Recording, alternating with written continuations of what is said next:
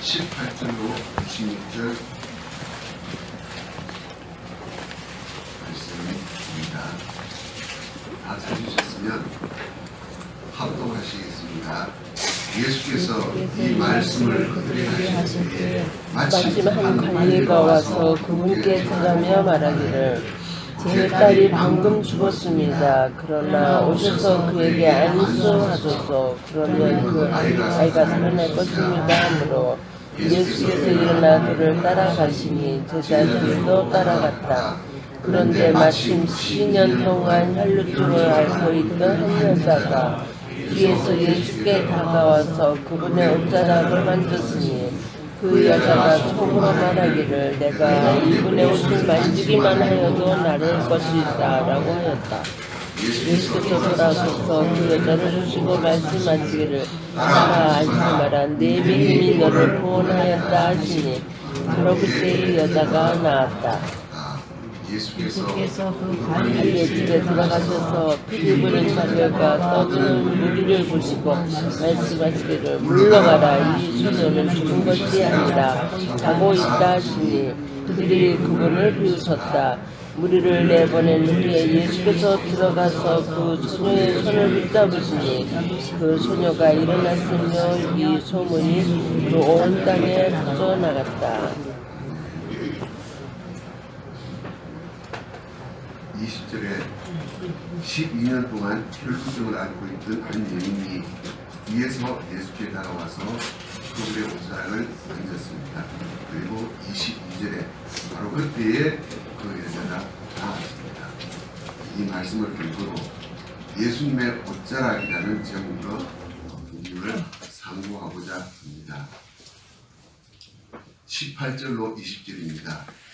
예수께서 이 말씀을 그들에게 하실 때에 마침 한 관리가 와서 그분께 전하며 말하기를 제 딸이 방금 죽었습니다. 그러나 오셔서 그에게 안수하소서. 그러면 그 아이가 살아날 것입니다. 하므로 예수께서 일어나 그를 따라가시니 제자들도 따라갔다. 그런데 마침 12년 동안 혈루증을 앓고 있던 한 여자가 뒤에서 예수께 다가와서 그분의 옷자락을 만졌으니 이 말씀을 그들에게 하실 때에 이 말씀은 세관에 앉아있는 마태를 제자로 불러주시고 예수님의 부르심에 감격한 마태가 자기 집에서 잔치를 개설하여 예수님께서 마태의 친구들인 세리들 그리고 그 당시 유대 사회에서 죄인 취급받는 사람들과 함께 식탁에 앉은 것을 바리새인들이 보고는 두 단계로 공연한 트집을 잡는 일이 있은 그때입니다. 그 트집은 9절로 13절에 기록되어 있는 대로 제자들에게 당신들의 선생은 왜 세리들과 죄인들과 함께 묵느냐 하는 어찌 보면 타당한 트집이었습니다. 예수님께서 우리와 동일한 그저 인간이었다면 마땅히 경건하지 않은 사람들이 아닌 경건하게 하나님을 섬기는 사람들과 가까이 지내는 것이 마땅하지만 예수님께서는 죄로 인한 사망이라는 치명적인 질병을 고쳐주실 의사이심을 말씀하셨고 또 우리가 죄인들을 볼 때 그들을 비난하고 자신은 그들보다 우월하다는 착각에 빠질 것이 아니라 나 자신도 동일하게 죄와 사망의 종노릇하고 있음을 깨닫고 회개해야 하고 동시에 그들을 긍휼히 여겨 위하여 기도하고 그들을 생명의 길로 인도하기를 힘써야 할 것을 말씀하셨습니다. 둘째 트집은 14절로 17절에 기록되어 있는데 요한의 제자들을 부추겨서 저희는 자주 그러니까 일주일에 2번씩 금식하는데 어찌하여 선생님의 제자들은 금식하지 않습니까? 하는 트집이었습니다. 성경은 혼인 예식을 아주 귀하게 가르쳐주고 있습니다. 약혼을 하고도 신부를 취하지 않은 신랑은 전쟁에 나가서도 다시 귀가시켜 신부를 취하도록 하였고 결혼한 신랑은 1년 동안 신부를 기쁘게 해주라는 명목으로 다른 모든 공적 의무를 연체해 주었습니다. 그리고 대속죄일 금식조차 혼례 중에는 연재되었습니다. 예수님께서 혼인잔치를 예로 들어 말씀하신 것은 예수님께서 오신 것은 복음 선포가 천국의 혼인잔치의 시작이고 제자들은 혼인잔치의 신랑 친구들이기 때문에 금식 의무가 면제된다고 말씀을 하셨습니다. 이 말씀을 하신 바로 그때에 한 관리가 마가복음 5장 22절에 의하면 회당장 야이로가 급하게 예수님을 찾습니다. 오늘 본문의 두 사건 그리고 28절까지 기록된 사건 두 맹인의 눈을 뜨게 하시고 머리를 고치시며 무리를 불쌍히 여기신 사건들은 요한의 제자들과 바리새인들의 트집에 대한 예수님의 답변, 천국 임재의 증거로 나타난 사건들입니다. 다시 한번 살펴본다면 새 포도주는 새 가죽 부대에 넣어야 하는데 묵은 것을 마신 이는 아무도 새 것을 원치 않고 묵은 것이 좋다라고 하는구나 하는 예수님의 탄식. 보아라, 새 것이 왔다. 새 것이 생명이다. 이전 것은 지나갔으니 거기 머물지 말고 새 것을 마셔라 하는 메시지입니다. 20절입니다. 그런데 마침 12년 동안 혈루증을 앓고 있던 한 여자가 뒤에서 예수께 다가와서 그분의 옷자락을 만졌으니, 옷자락이라는 말은 신명기 22장 12절, 민수기 15장 37절로 41절에 나와서 말하는 겉옷 자락에 만들어 단 푸른색 술, 그것을 의미하는 단어라고 합니다. 신명기 22장 12절입니다. 네가 입은 겉옷 자락 내 비퉁이에 너를 위하여 술을 만들어라. 민수기 15장 37절로 41절입니다. 여호와께서 모세에게 말씀하셨다. 너는 이스라엘 자손에게 말하여 그들에게 일러라. 그들이 자기 옷자락에 그들과 그들의 후손 대대로 술을 만들어 달게 하고 그 옷자락 술 위에 청색 끈을 달게 하여라. 너희에게 이 술이 있어서 너희가 그것을 보고 여호와의 모든 계명을 기억하여 지키고 너희를 음행에 빠지게 하는 너희의 마음과 눈을 따라가지 않을 것이며 모든 나의 계명들을 기억하고 행하여 너희 하나님에게 거룩하게 될 것이다. 나는 여호와 너희의 하나님이다.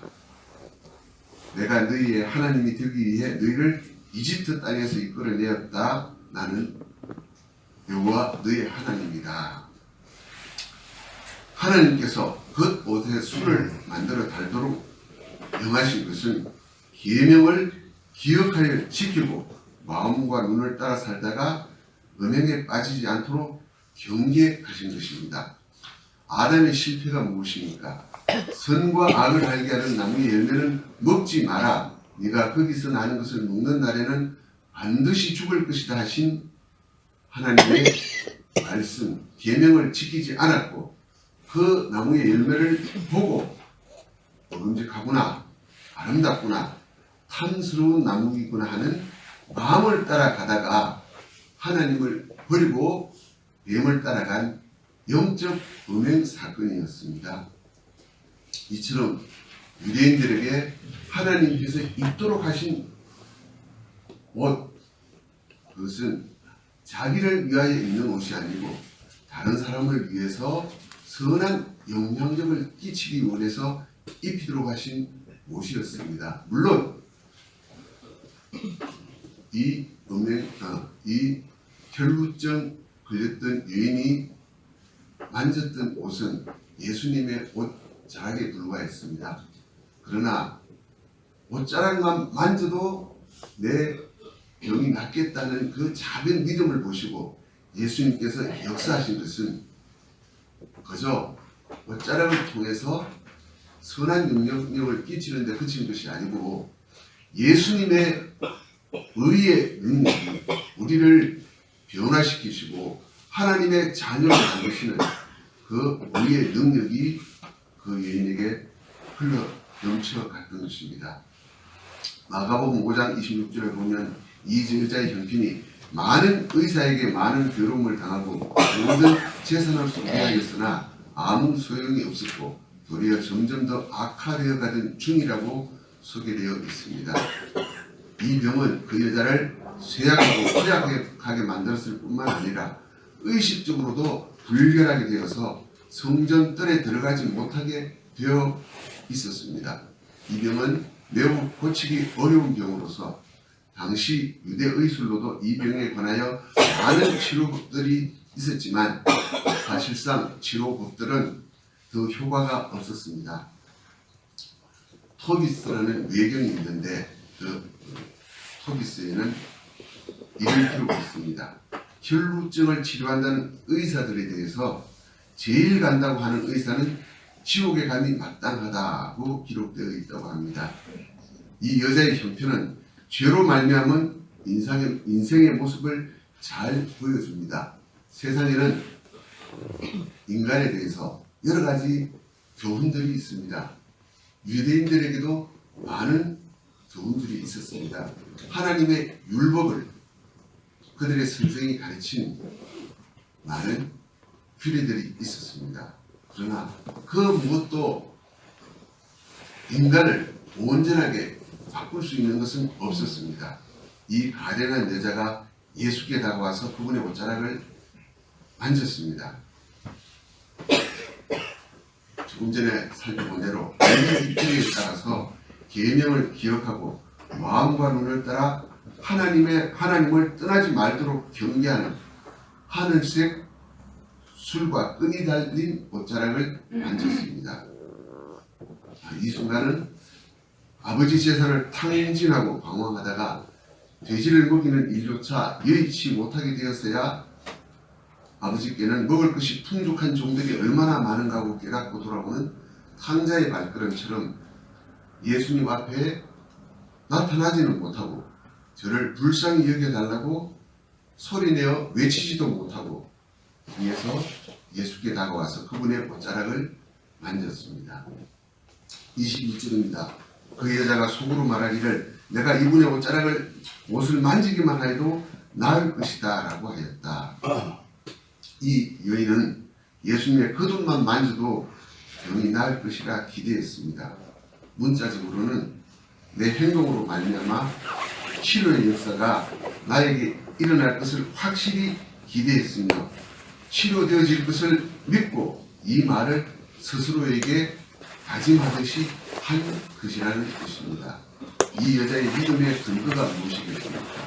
열왕기하 13장 20절 21절에 보면 엘리사가 죽어 장사 지낸 다음 해에 모압이 그 땅을 침공했는데 마침 사람들이 어떤 사람을 장사하다가 침공에 들어오는 모압 군대를 보고 놀라 시체를 엘리사의 무덤에 던져버리고 도망하였는데 그 시체가 엘리사의 뼈에 닿자 살아나서 제발로 일어선 사건이 나옵니다. 어떤 학자들은 아마 이 여자는 이 기록을 근거로 또 성령님의 특별하신 감동에 의해서 그리스도의 겉옷만 만져도 자신의 혈루병이 나을 것을 확신한 것으로 설명합니다. 이 여인은 예수님을 기다리던 메시아 즉 그리스도로 믿었지만 주님이라고 부르지 못한 것으로 보아 믿음이 예수님께서 능력을 행하시는 분, 병을 고치시는 분 정도로만 알았지 참된 영혼의 구세주인 것을 믿는 단계까지는 이르지 못하였던 것을 알 수 있습니다. 이러한 사실로 보아서 예수님께서 베푸시는 은혜와 축복이 얼마나 넘치는 것인지 풍성한 것인지를 우리가 발견하게 됩니다. 우리의 믿음이 연약하다고 해도 용감하게 주님께 달려갈 수 있게 하여 주십니다. 요한복음 1장 16절입니다. 우리가 다 그분의 충만한 데서 받았으니 은혜 위에 은혜이다. 22절입니다. 예수께서 돌아서서 그 여자를 보시고 말씀하시기를 따라 안심하라 네 믿음이 너를 구원하였다 하시니 바로 그때에 그 여자가 나았다. 마가복음과 누가복음에는 예수께서 돌아서서 말씀하시기를 누가 내 옷에 손을 대었느냐 누가 내 옷에 손을 대었느냐 하셨고 그 여자가 자기에게 일어난 일을 알고서 두려워 떨며 그분께 나와 엎드려 모든 사실을 말하였다는 사실이 더 첨가되어 있습니다. 예수님께서 누가 내 옷에 손을 대었느냐 하신 것은 예수님께서 모르시고 묻는 말씀이 아니라 아시고도 그 여자의 믿음을 바른 방향으로 이끄시고자 병 고침보다 더 큰 은혜를 베푸시고자 그 여자를 찾으신 것입니다. 마가복음 5장 29절에 따르면 그 여자가 그분의 옷을 만지자 즉시 그 여자의 병이 나은 것을 그 여자가 몸으로 느꼈다라고 하고 있습니다. 이제 그 여자는 자기의 목적을 이루었기 때문에 돌아섰을 것입니다.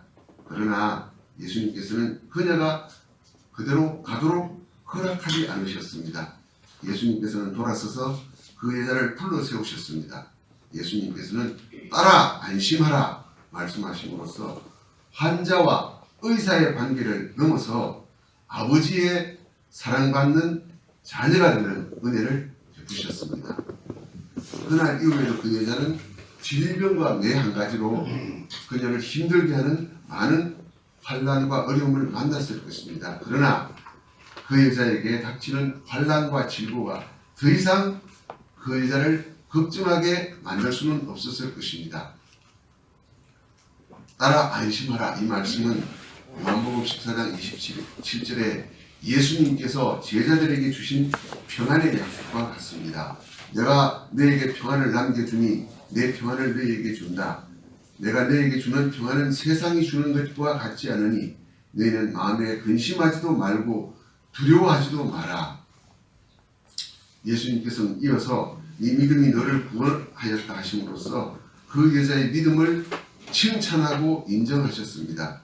우리가 겨자씨만한 믿음만 보여도 예수님께서는 공중의 새들이 될 만큼 큰 나무의 열매를 주시는 것이 예수님의 은혜입니다. 22절 마지막 단어 나았다 하는 말은 본문 하단 각주에 보면 또는 구원받았다로 표기되어 있습니다. 나았다는 말씀은 육신의 질병도 나았지만 내가 구원받았다는 예수님의 은혜인 것입니다. 사실상 예수님께서 구원을 선포하신 말씀입니다. 그리스도 예수님의 겉옷을 만진 여자는 구원받았습니다. 마찬가지로 우리도 항상 그리스도의 의를 덧입기를 사모하여야 합니다.